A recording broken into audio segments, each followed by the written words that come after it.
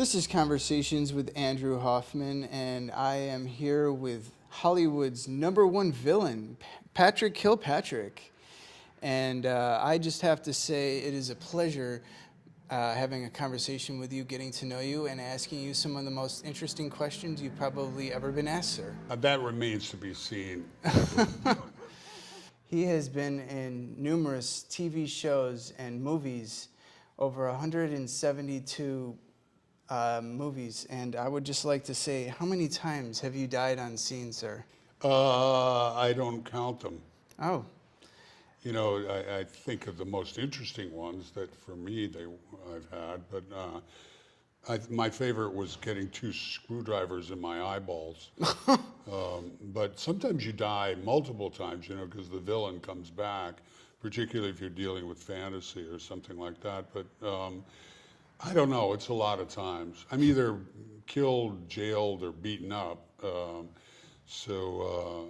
it's a lot of fun. So has anybody ever asked you, out of all the parts you've played and all the directors that you've worked with, which one is the best? It's hard to beat Steven Spielberg.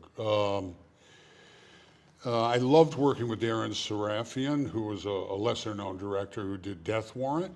He was very creative, devoted to what he's doing. But Janusz Kaminski, Spielberg's DP, and Spielberg himself was really, really, really interesting. He's constantly telling stories about the golden age of Hollywood and John Ford and people like that. And obviously, Minority Report, you know, he's a masterful filmmaker.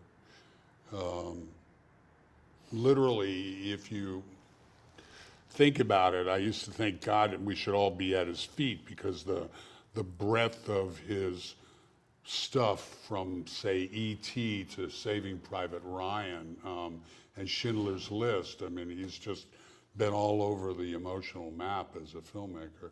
Now, you've got a lot of writing going on. You've got a book that just came out. You've done directing. You're a producer. Have you won any awards for any of this? Yeah, I just got a Best of LA award for the memoir. Okay. And it was a book site called Fopping, the #9 book of the top 11 that should be owned by every 30-year-old man, which I thought was pretty fun. And it's gotten 5-star reviews, 100%, which is cool. You know, readers and journalists alike have responded really well to the book. Many of the productions, the larger productions that I've done, unfortunately, it's the lot of a screenwriter a lot of times that you'll do a good job and you get paid for the gig, but the people in charge of that will not get the movie fully funded. So there's a whole bunch of those for every screenwriter out there, myself included. So, you know, I'm hopeful we'll get some awards for those kind of things. I certainly think they're worthy of screenwriting awards. You've traveled the world, I'm assuming. What's the one place that you're most curious to want to be and want to visit? That I haven't been? Yeah. God, there's a zillion of them. I'm going to Cartagena, Colombia, to do a book signing at the English-speaking bookstore there, and to perhaps get married. I'm really excited about that. And I'm going to an island called Bonaire, which has a very, you know, our oceans are really in a lot of trouble. The reefs are under assault, and they have a very they've done everything right as far as the preservation of the reef there, and I'm really excited to see that. But there's a zillion places. Even though I've traveled widely, God, the world is a big place. I mean, the Amalfi Coast of Italy, some places in Asia. There's a lot of places. At what point did you know that this is what you want to do with your life? You know, I had been I said big time, I was earning a really good living and working as a staff writer at Time Incorporated on all their magazines. I had done magazine journalism and advertising for about 10 years. And then I took a break to write a novel and ended up splitting a house with an actor, becoming a big-time Broadway and West End of London theater director. I really wanted to do something different from just doing advertising, writing, and journalism as I had been doing, although I loved it while I was doing it. So That took me into acting, and it became apparent to me around 1982, July 17th, I remember the exact day, that the universe was actually telling me to become an actor. The business has the potential from going to being a pauper 1 minute to, living the life of a prince 12 hours later. So I think that's one of the reasons we stay in it. I'm a big believer in following what the universe is telling you to do. So, I was running around with Richard Dreyfuss and Frank Langella and Blythe Danner and Christopher Reeves before his accident, all these big-time Eastern actors. And I wrote a play instead of a novel. That got produced. And I was asked to join all these theater companies as the play selector. So it was clear to me that the universe wanted me to take my hand at acting, and then, of course, being a writer, I started script writing. Okay, so I'd like you to think back the last 20 years and tell me which president you admired and why. I've been terribly disillusioned by a lot of guys I voted for. It's rare if you get somebody who's actually policies follow along with, first of all, that even they do what they say they're going to do.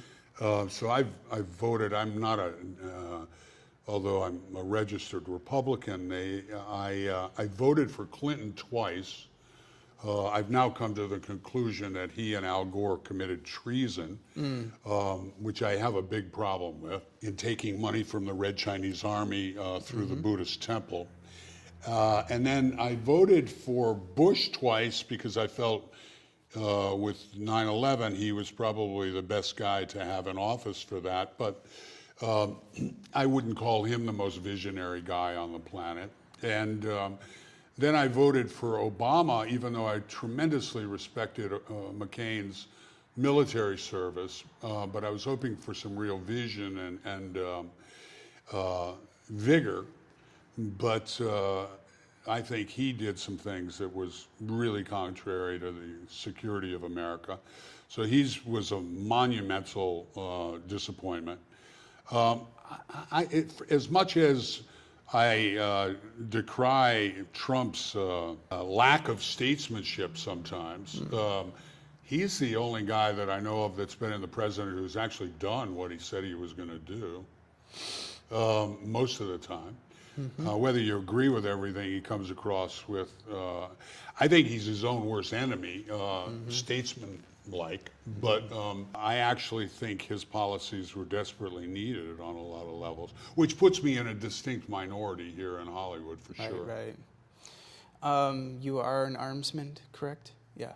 You mean I like pistols and rifles and shotguns and that? Yeah, I'm not a gunsmith. A gunsmith would be a guy who actually builds them. I've got buddies who are. No, I take them apart. I can't put them back together. But springs go all over the place. But they started sticking guns in my hands early on with all these villain parts. And so I started studying with the LAPD. And then if you're an actor, being an actor is actually a great cover if you wanted to be a terrorist. Right. Because you get invited to all this crazy ass stuff.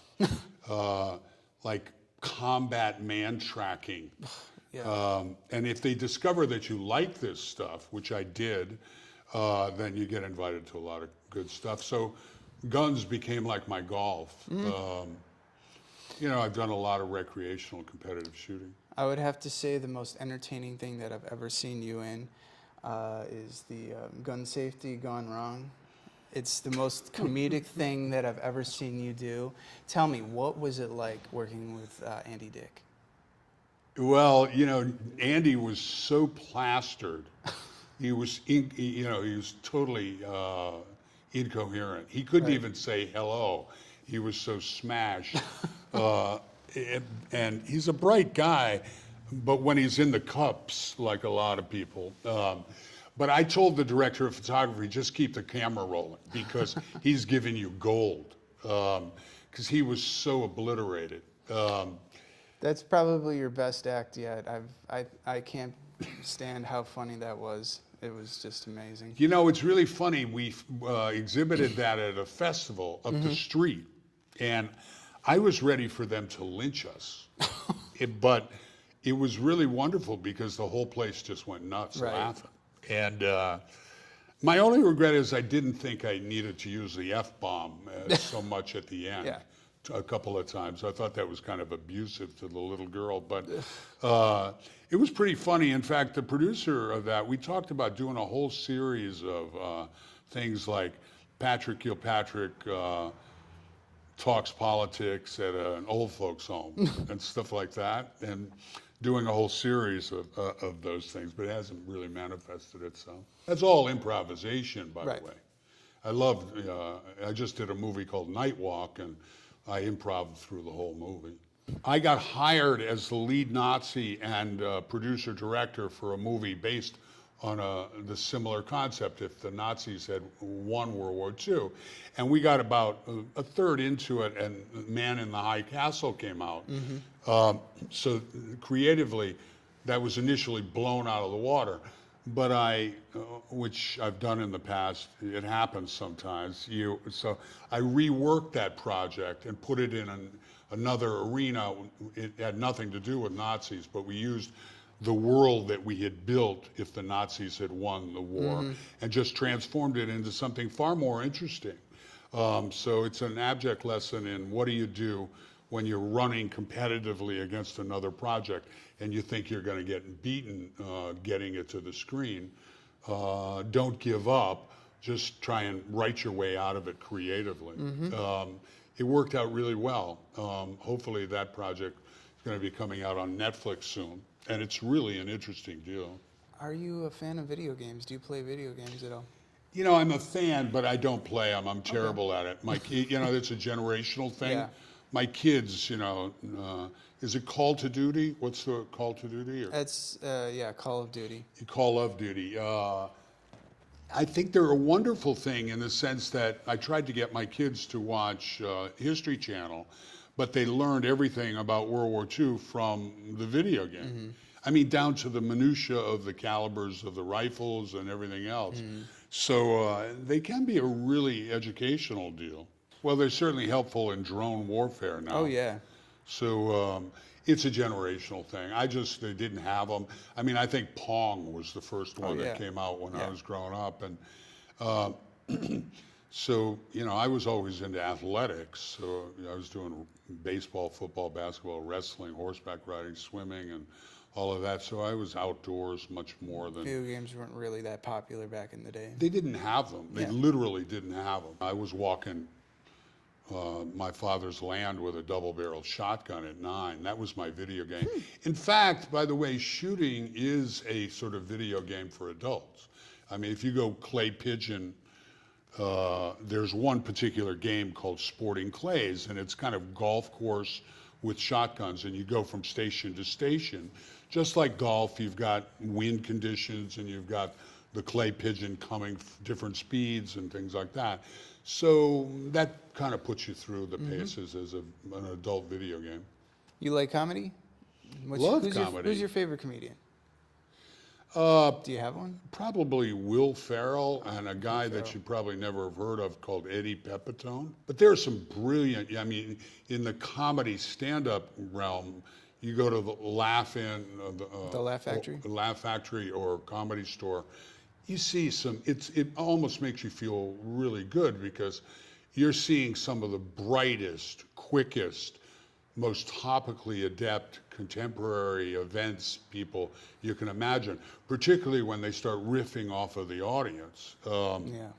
So, I'm a huge comedy fan. Nothing better. I rewatch those things often. Like Talladega Nights and some of those. In fact, I wonder why Will Ferrell hasn't done one on the NFL, because he resembles Ben Roethlisberger a lot, and I don't know why they haven't ripped into the NFL in the same way they did to NASCAR. I thought of writing it, and approaching him with it. I met him, by the way, the other day at Gold's Gym, and he's in real life is very much like the character from the Step Brothers. Right. You know, I thought he was taking the piss, but he's really kind of underwhelming when you talk to him. You know, he's like, oh, almost like a stunted child. And he said that in interviews. People must think I'm really underwhelming. Do you have a particular type of music that you like to listen to? No, because as a producer, I'm listening to all different kinds of things for soundtracks. I'm not particularly, don't particularly gravitate towards hip hop and rap, although there's been some brilliant stuff. I'm more of a, if I was on an island and had to listen to one kind of thing, it'd probably be, I don't know, Hendrix, you know. Cool. Tool, that kind of Yeah, stuff. classic. Yeah, I love all kinds of music though, you know, every kind, really. Latin, Cuban, you know, it's classical. That's a wonderful thing about Pandora, you know. Oh yeah, You they just give you a put on anything broad and selection of just go interesting for it. music. Are you a good cook? Do you cook for other people? Well, that's a relative. Yeah, I do quite Okay. often.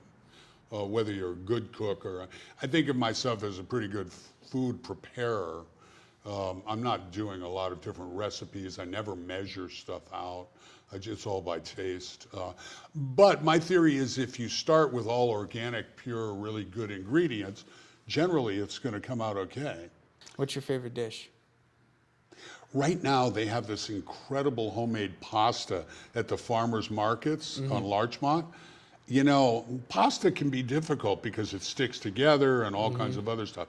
They've figured out how to make this stuff that's so delicious. You just drop it in the water, it separates on its own, and it's just incredibly good.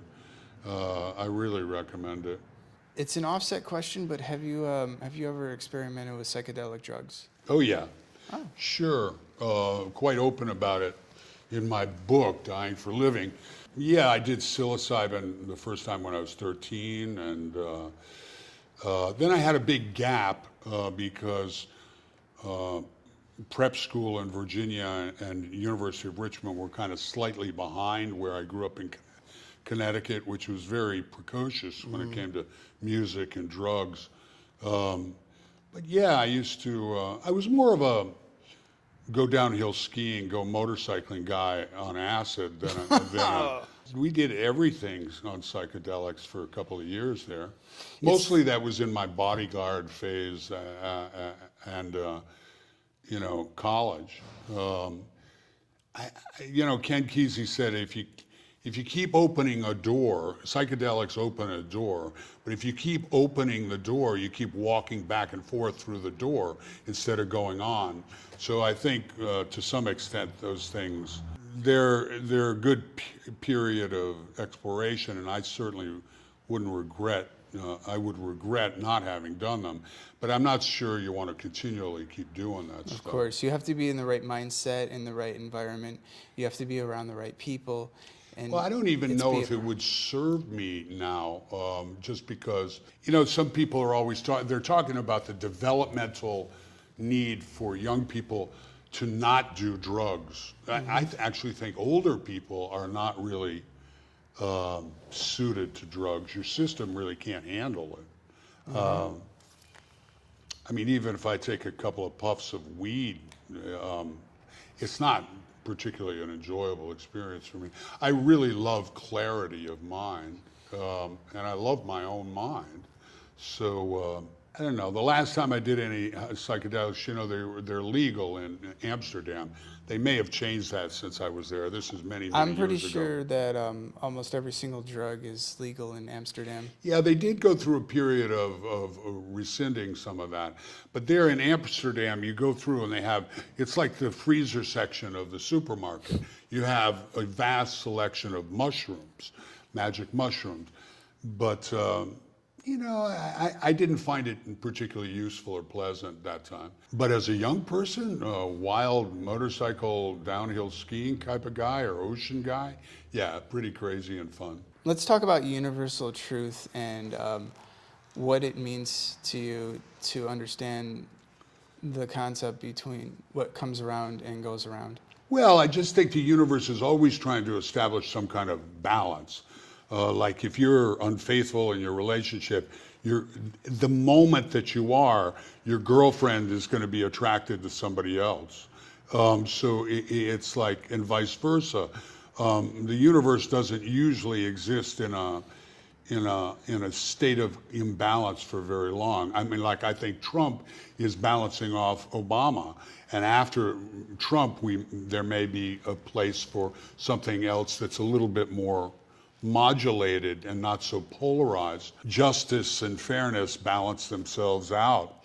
It all comes down to self-accountability and really the flow of life. It has to, real estate values go up, real estate values go down. There's going to be corrections. There's going to be, the whole thing is timing on how you respond to all those things. So it's like when I'm teaching young actors in our mentorship program, if you put, we talked about guns, if you put the energy out and learn the skill of guns, the universe is probably going to respond to it and give you a job that has to do with firearms. If you learn dialects, how to speak like other languages, the universe is going to respond with those jobs. So I think the universe responds to your own activity, and it's also a miraculous place. For me, I experience the universe as being really a miraculous place. Do you want to plug anything? Well, yeah, I'd love it. Dying for Living, Volume 1, Sins and Confessions of a Hollywood Villain and Libertine Patriot is out now on Amazon.com and BarnesandNobles.com. If someone gets that, I'd love for them to continue one of our reviews, put a review on, doesn't have to be long. If they want an autographed copy and can't get to one of our signings around the country, then they can go to patrickkilpatrick.com. And also I want to call attention to Night Walk, which is a sort of Romeo and Juliet, Western journalist meets Eastern Islam beauty, tragic love story coming out. And I play a towering vessel of hate in that one, and I think I insult every cultural group on the planet. And then Catalyst, I play a pedophile priest in that, which is a really fine film directed by Chris Volkin and David Bianchi, two really fine filmmakers. So onward and upward. Okay, everybody. Patrick, thank you. Thank you. Thank you, man. God bless you. Thank you.